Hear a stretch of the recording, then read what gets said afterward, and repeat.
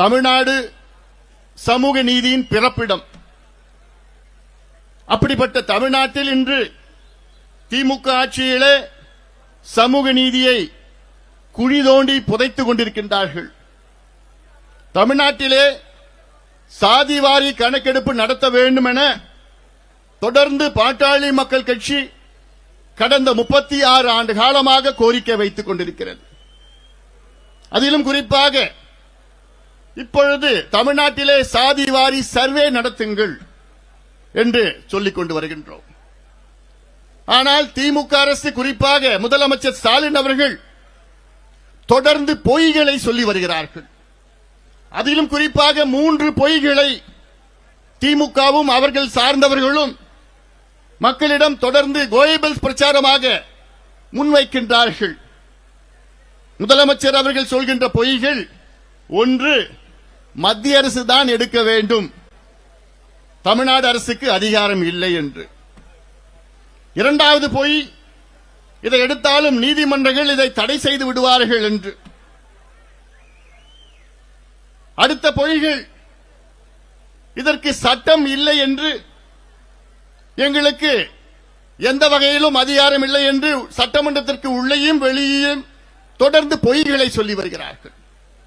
முதலமைச்சர் ஸ்டாலின் அவர்களே, உங்கள் பொய்கள் எடுபடாது. தமிழக மக்கள் தெளிவாக இருக்கின்றார்கள்.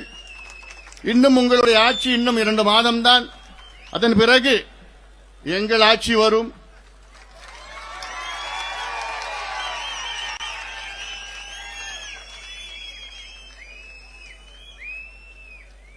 எங்களுடைய கோரிக்கை சமூக நீதி நிலைநாட்டுங்கள்.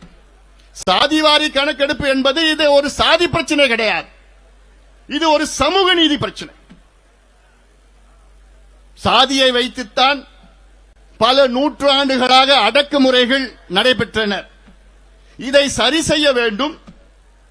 இந்த அடக்கப்பட்ட ஒடுக்கப்பட்ட சாதிகளுக்கு சமூக நீதி வழங்க வேண்டும் என்ற நோக்கில்தான் இன்று அப்படிப்பட்ட சாதிகள் எந்த நிலையில் இருக்கின்றார்கள் என்று தெரிந்து கொள்ளத்தான் சாதிவாரி சர்வே நடத்த வேண்டும். இது சமூக நீதி பிரச்சனை. இந்த சாதிவாரி சர்வேயால் இடஒதுக்கீட்டும் வரும். இடஒதுக்கீட்டுக்காக மட்டும் கிடையாது, இடஒதுக்கீடும் ஒரு அங்கம்தான். நம்முடைய இந்திய அரசியல் சாசனம், கான்ஸ்டிடியூஷன் ஆஃப் இந்தியா 15-16 சரத்திலே ஒரு அரசு சமூக கல்வியிலே பின்தங்கிய மக்களுக்கு நிகர்நோக்கு நடவடிக்கைகளில் ஈடுபட வேண்டும். நிகர்நோக்கு நடவடிக்கைகள் என்றால் அஃபர்மேட்டிவ் ஆக்ஷன் என்று சொல்வார்கள் ஆங்கிலத்தில். நம்முடைய கான்ஸ்டிடியூஷன்ல ஆர்டிகல் 15-16 தெளிவா சொல்லியிருக்கிறது. The states should ensure affirmative action for the socially and educationally backward classes of India. அதைத்தான் நாங்கள் கேட்கின்றோம். அந்த உரிமையைத்தான் நாங்கள் கேட்கின்றோம். இப்போ இருக்கின்ற கணக்கு வெள்ளையர்கள் 1931 எடுத்தார்கள்.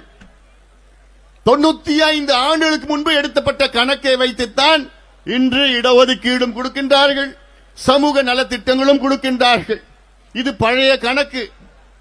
1931 இந்தியாவுடைய மக்கள் தொகை கணக்கு அப்போ 28 கோடி, இன்னைக்கு 146 கோடி.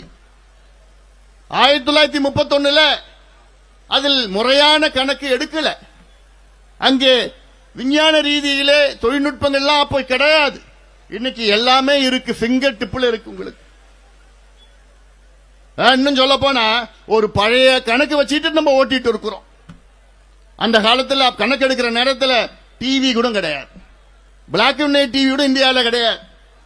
அம்பாசிடர் கார்டு கூட அப்ப கணக்கெடுப்பு நடத்துல அம்பாசிடர் கார்டு கூட அப்ப வரல. அப்ப எடுத்த கணக்கு வச்சுக்கிட்டு இன்னைக்கு ஓட்டிட்டு இருக்கிறோம். எதுக்கு ஓட்டுறோம்? இந்த பிள்ளைங்களுக்கு படிப்பு கொடுக்கறதுக்கு, இந்த பிள்ளைங்களுக்கு வேலை கொடுக்கறதுக்கு, இந்த பிள்ளைங்களுக்கு கடன் கொடுத்து அவளுக்கு சுய தொழில் கொடுப்பதற்காக பழைய கணக்கு வச்சுக்கிட்டு ஓட்டிட்டு இருக்கிறோம். அதனால நாங்க கேட்கிறோம், புது கணக்கு எடுக்குங்க. இந்த சமூகங்கள் எந்த நிலையில் இருக்கின்றார்கள் என்று தெரிந்து கொள்ள வேண்டும். தமிழ்நாட்டில் உள்ள ஒட்டுமொத்த சமூகங்களும் எந்த நிலையில் இருக்கின்றார்கள் என்று தெரிந்தால்தான் நீங்கள் சமூக நீதியை நிலைநாட்ட முடியும். இல்லையேன் எதை வைத்து நீங்கள் சமூக நீதியை நிலைநாட்டுவீர்கள்? இதுல பல காரணங்கள் இருக்கிறது. நான் இப்ப பொய் சொன்னார்ல ஸ்டாலின் அவர்கள், ஒன்னு மத்திய அரசு தான் எடுக்கணும். மத்திய அரசு 1948 சென்சஸ் ஆக்ட் படி சென்சஸ் தான் எடுப்பார்கள், மக்கள் தொகை கணக்கெடுப்பு மத்திய அரசு எடுப்பார்கள். ஆனால் எங்களுடைய அழுத்தம் காரணமாக பிரதமர் மோடியிடம் பலமுறை அழுத்தம் கொடுத்து இப்பொழுது மத்திய அரசும் நாங்கள் 2027 மக்கள் தொகை கணக்கெடுப்பிலே கூடுதலாக சாதிவாரி கணக்கெடுப்பும் நடத்துவோம் என்று அறிவித்திருக்கின்றார்கள். அது நடைபெறும். 1931க்கு பிறகு முதல் முறையாக இந்திய அளவிலே சாதிவாரி கணக்கெடுப்பு நடத்துகின்ற அரசு இப்பொழுது இருக்கின்ற அரசு இதை அறிவித்திருக்கிறது.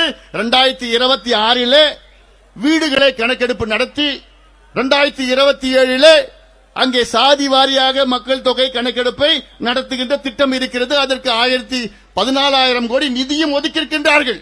அது மாற்று கருத்து கிடையாது. நாங்கள் கேட்பது சாதிவாரி சர்வே. இந்திய புள்ளியியல் சேகரிப்பு சட்டம் 2008 அதன்படி சர்வே நடத்துங்கள். ஸ்டாலின் அவர்களே, நாங்க கேட்கிறது சென்சஸ் கிடையாது, காஸ்ட் சென்சஸ் கிடையாது. காஸ்ட் சென்சஸ் என்பது மத்திய அரசு தான் எடுக்க வேண்டும். நாங்கள் கேட்கிறது காஸ்ட் சர்வே. இது மாநில அரசு எடுக்கலாம். இதை நீதிமன்றங்கள் உறுதி செய்திருக்கின்றனர். உயர்நீதிமன்றமும் உச்ச நீதிமன்றமும் உறுதி செய்திருக்கின்றன. இன்னும் சொல்ல போனால் 2 மாதத்திற்கு முன்பு கர்நாடகா உயர்நீதிமன்றம் தெளிவான தீர்ப்பை வழங்கியிருக்கின்றார்கள். என்ன? மத்திய அரசு மட்டுமல்ல, மாநில அரசுகளும் சாதிவாரி சர்வே எடுக்கலாம் என்று கர்நாடகா உயர்நீதிமன்றம் தீர்ப்பை வழங்கியிருக்கிறது. அதன் பிறகும் இந்த ஸ்டாலின் அவர்கள், முதலமைச்சர் ஸ்டாலின் அவர்கள் இன்னும் பொய்யை சொல்லிக் கொண்டிருக்கின்றார். தூங்குறவரை எழுப்பலாம், ஆனா தூங்குவது போல் நடிப்பவரை எழுப்ப முடியாது. ஸ்டாலின் அவர்கள் தூங்குவது போல் நடித்துக் கொண்டிருக்கின்றார். நம்முடைய செந்தமிழ் அவர்கள் சொன்னது போன்று அவருக்கு எல்லாம் தெரியுது. செய்திகளை உடனுக்குடன் தெரிந்து கொள்ள கீழ்கண்ட கேபிள் மற்றும் டிடிஎச் நெட்வொர்க்குகளில் எம்நாடு செய்தி தொலைக்காட்சியை காணுங்கள். பாதகம் செய்பவரை கண்டால் நாம் பயம் கொள்ளலாகாது பாப்பா.